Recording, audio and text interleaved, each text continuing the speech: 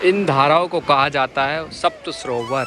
जब माँ गंगा पृथ्वी पर आई तो 7 ऋषि जो है यहाँ तप कर रहे थे। तो माँ गंगा ने उनको ना उनकी तप में ना बाधा बनते हुए तो अपनी धाराओं को 7 धाराओं में बांट लिया था। तो ये जो धाराएं है आज भी उसी का प्रमाण है। तो एक बार से फिर से स्वागत है हमारे इस YouTube चैनल में। तो क्या हाल आप सभी के, उम्मीद करता हूँ कि आप सब बहुत अच्छे होंगे। क्या आप हरिद्वार आए? अगर हरिद्वार आए हैं तो क्या आपने सप्त सरोवर देखा है? सप्त सरोवर यानी कि माँ गंगा की वो 7 धारा है। जब माँ गंगा पृथ्वी पर आई तो उन्होंने अपनी धाराओं को 7 दिशाओं में बांट लिया, मतलब कि 7 धाराओं में बांट लिया था। तो वीडियो में आगे बढ़ने से पहले हम ले लेते हैं माँ गंगा का आशीर्वाद।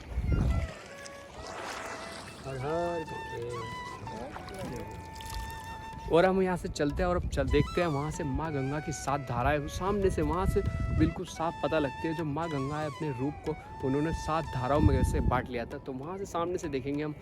8 अप्रैल का दिन है और आप मेरे पीछे देख सकते हैं दूर दूर तक पूरी जो है गंगा जी हमें यहाँ दिख रही है। तो ये मैं आपको बता दूँ, ये है सप्तऋषि में धर्मगंगा घाट है उस आगे की साइड। तो आप ये देख सकते हैं कितना विहंगम दृश्य है।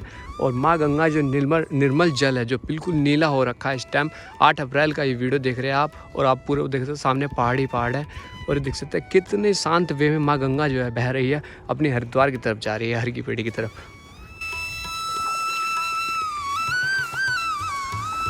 तो अभी मैं जब था ना तो मैं वहाँ खड़ा था सामने।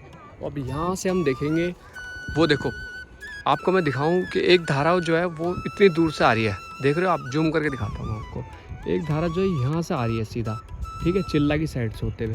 और जो दूसरी धारा है वो वहाँ से आ रही है, ठीक है, जो कि सामने है धर्मगंगा घाट है, ठीक है। और इससे आगे भी 2 धाराएँ हैं, ठीक है, वहाँ भी हम लेके चलेंगे, ठीक है। आप समझ रहे होंगे ना, एक धारा ये आ गई और एक धारा ये जा रही है, ठीक है। और 2 धारा एक धारा आगे भी है, ठीक है। और जो भी यहाँ से सीधा जा रही है माँ गंगा, ठीक है। अभी बीच में आ गया टापू, मतलब कि टापू है ये, बीच में गया मतलब कि पेड़ जंगल से आ गया।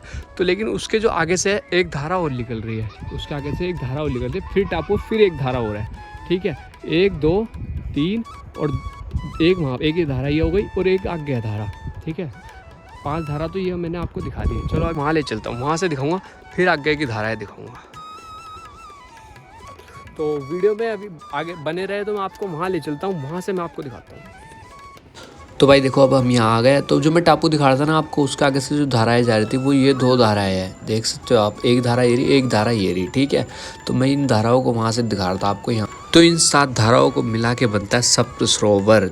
वीडियो में एंड तक बने रहे। अब हम जा रहे हैं सब में एंड वाली जो धारा है उन्हें देखने के लिए। वीडियो में एंड तक बने। तो देखिए मैं वहाँ खड़ा था अभी, ठीक है, वहाँ से मैं आपको दिखा रहा था ये वाली धारा है, ठीक है, ये वाली धारा दिखा रहा था ना। और लेकिन मैं इससे कह रहा था, मैं इससे कह रहा था ना, ये वाली धारा जो है इससे भी आगे एक धारा है जो सामने ही जाती है। तो वहाँ से वो आ रही है सामने से ऊपर से घूम के, ठीक है। एक धारा ये हो गई पहली, फिर ये दूसरी धारा जो मैं आपको बता रहा था वहाँ से सामने से दिखा रहा था, ये वाली जो जूम करके, ठीक है।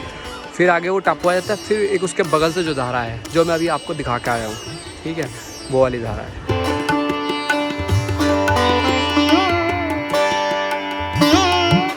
इन धाराओं को कहा जाता है सप्त सरोवर। जब माँ गंगा पृथ्वी पर आई तो 7 ऋषि जो है यहाँ तप कर रहे थे। तो माँ गंगा ने उनको ना उनकी तप में ना बाधा बनते हुए तो अपनी धाराओं को 7 धाराओं में बांट लिया था।